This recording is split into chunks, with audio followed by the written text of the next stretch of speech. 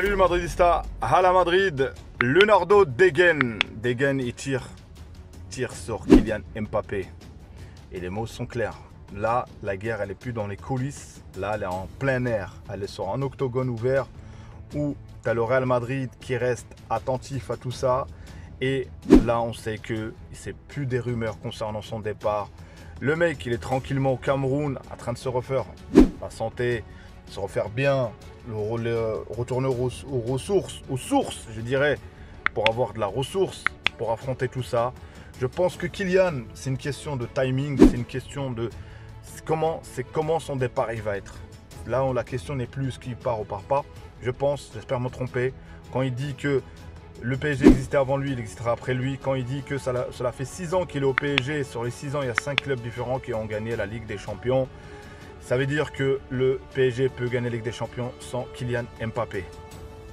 Mais ça veut dire que Kylian peut se rapprocher du Ballon d'Or et de la Ligue des Champions s'il va au Real Madrid aussi, je dirais à Leonardo. Donc moi tout ça, ça sent bon, ça sent bon. Et ce joueur-là, Kylian Mbappé, il faudra faire les reproches aux dirigeants. Un joueur qui re-signe avec un contrat aussi colossal, à son âge, il n'y en a pas, avec 2 ans et plus 1 an, ça veut dire que le type n'a pas envie de rester. Il a eu la pression médiatique, la pression politique et la pression financière aussi, il faut le reconnaître. Il y a eu la pression financière, donc plein de choses. Agüero qui tacle les supporters du Real Madrid, lui, qu'est-ce qu'il veut? Je l'avais oublié, apparemment c'est un streamer maintenant. Bon, je comprends pas. Et Valverde au Liverpool, lâche pas l'affaire, les amis, lâche pas l'affaire. Donc place à la vidéo. D'abord, je commence par, voilà, l'équipe révèle comme quoi Leonardo a dit clair que c'est le moment que Kylian parte. Lui, pour qu'il vienne à ce moment-là, à ce timing-là, c'est pas anodin. Je pense pas que c'est par hasard, je pense pas que c'est de lui-même. Je pense qu'il a toujours gardé les contacts avec les dirigeants de Paris, avec les Qataris. Je pense qu'il a toujours, s'il est sorti, là vraiment, on voit qu'il tacle vraiment Kylian. On voit que Kylian, dans sa dernière interview, il se déresponsabilise, voilà, des résultats. Il dit que son seul regret, c'est la Coupe du Monde. Et aujourd'hui, Leonardo le responsabilise. Il lui dit que cela fait 6 ans, le club existait avant toi, existera après toi, c'est-à-dire que tu partes, c'est la même chose. Et ça avait 6 ans et on n'a pas gagné, il y a 5 clubs différents qui l'ont gagné sans toi. Donc ça veut dire, tu es responsable, tout ça. Bon, on peut dire qu'il n'a pas tort sur certaines choses, mais c'est pas que lui. Le PSG, ça a toujours été l'extra sportif. Donc lui, il est tranquillement au Cameroun, je ne sais pas c'est quoi son séjour. Je pense que tout ce tapage médiatique, franchement, il concerne surtout le transfert, les modalités du transfert. Qui va payer la somme conséquente? On sait que le Real Madrid, s'il le prend, c'est le Real Madrid qui payera. Mais le Real Madrid, il a une gestion. Florentino, il n'est pas question de céder, c'est-à-dire de la stabilité financière que a le Real aujourd'hui. Sur le positif, c'est non négociable. Je ne pense pas, même pour Kylian, c'est non négociable. Donc, c'est-à-dire le peaufinement de ces contrats-là. C'est pour ça qu'il y a des tacles un peu par-ci, par-là. Et là, sur la transition, pourquoi la transition concernant Valverde? Valverde, son départ au Liverpool insiste parce que pour moi, c'est corrélé par rapport au départ de Kylian Mbappé du PSG. Pour moi, le Real Madrid, pour la stabilité financière, pour tout ça, même je ne sais pas, il va coûter combien Kylian, je ne sais pas. Ça se trouve, malgré son contrat, vu l'enjeu médiatique, je pense qu'il coûtera un billet, un vrai billet. Donc, sacrifier, j'avais fait une vidéo sur ça, sacrifier un joueur. Concernant au milieu de terrain. Moi, j'ai pas envie que ça se passe, les amis. Je peux me tromper. Mais on attendait le départ de Tchouaméni ou de Valverde. Et là, on voit plus que le départ qui est le plus proche, c'est plutôt Valverde. Valverde, que la pile Valverde ou adaptatif, on le met à droite, à gauche, milieu de terrain. Mais le poste le plus fort, c'est le milieu de terrain, qu'on le veuille ou non. Donc aujourd'hui, son départ va coïncider avec l'arrivée de Kylian Mbappé. Dites-moi en commentaire si vous n'êtes pas d'accord avec moi. Si je me trompe, je peux me tromper.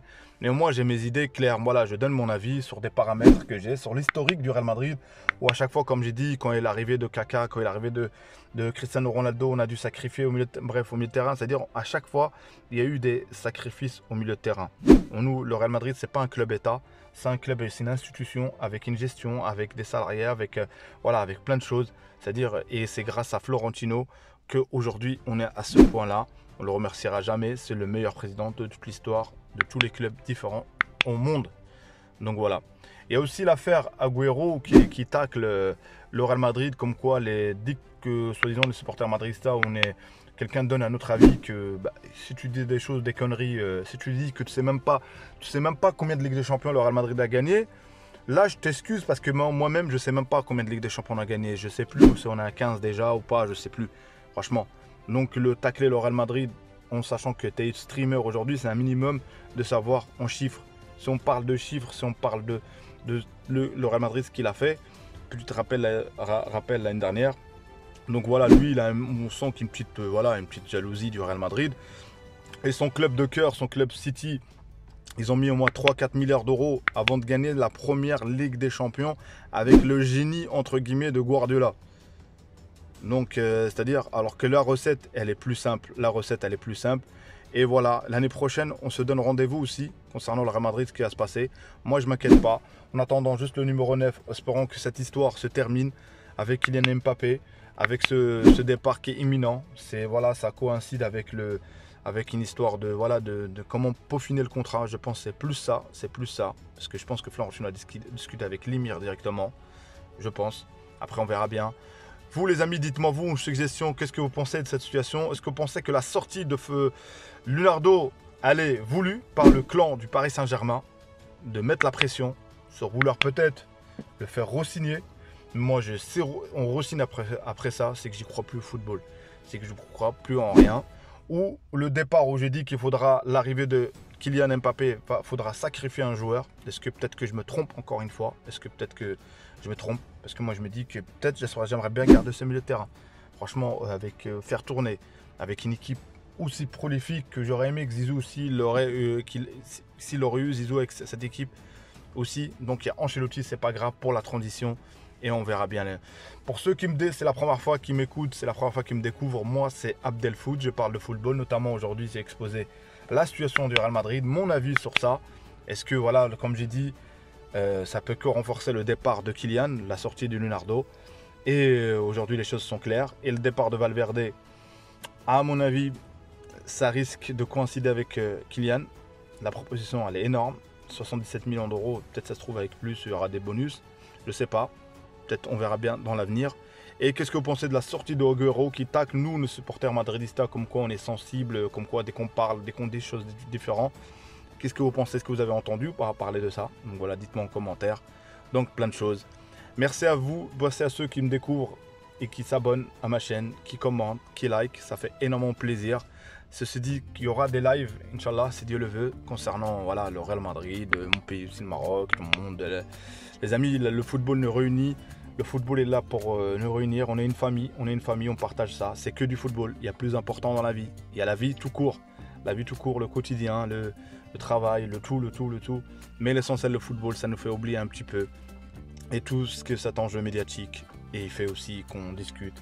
Donc voilà, merci à vous. Gracias pour vos abonnements, pour vos commentaires. Ciao, à une prochaine vidéo.